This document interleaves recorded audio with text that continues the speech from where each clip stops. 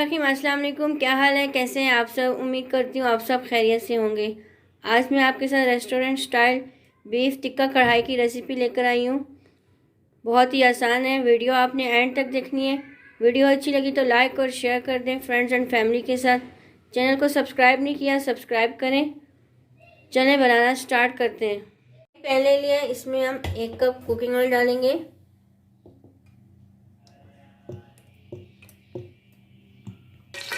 1 kilo हमने गोश्त ले लिया है, गोश्त डाल दिया है। गोश्त को हमने 7-8 मिनट अच्छे से फ्राई करें जब तक इसका कलर ब्राउन ना हो जाए।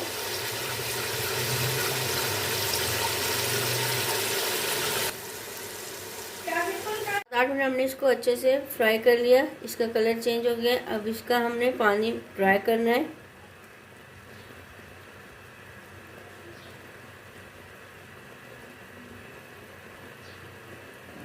तरह खूबसूरत से कलर आ गया, इसका पानी भी ड्राई हो गया। अब इसमें हम 1 चम्मच लहसुन अदरक कुटा हुआ डाल देंगे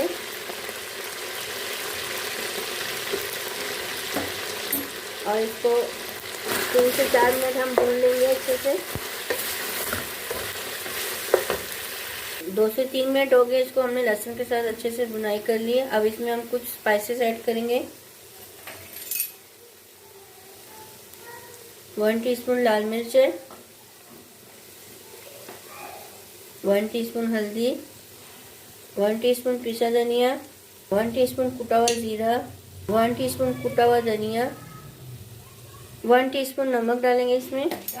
1/2 टीस्पून तिक्का मसाला डालेंगे और इन सबको अच्छे से हम मिक्स कर लेंगे।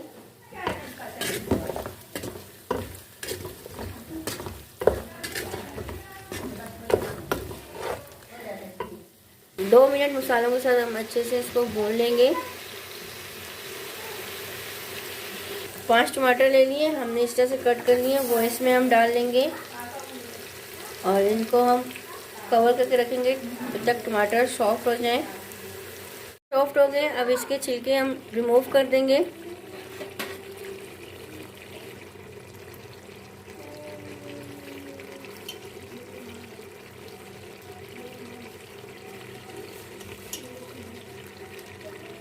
छिलके हमने रिमूव कर दिए। चम्मच की मदद से हम टमाटरों को मैश कर लेंगे।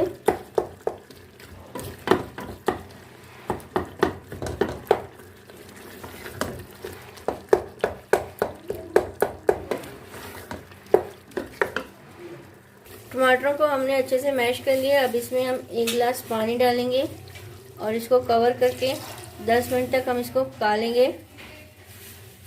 यहाँ पे पक चुका है। अब इसमें हम 1/2 कप दही का डालेंगे और इसको हम अच्छे से मिक्स कर लेंगे।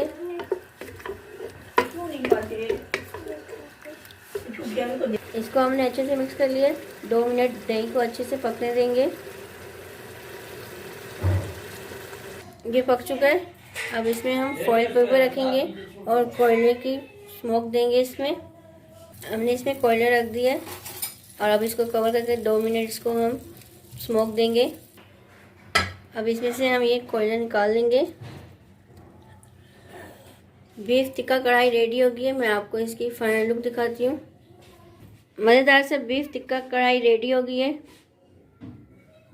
कमेंट्स में बताना आपको ये रेसिपी कैसी लगी।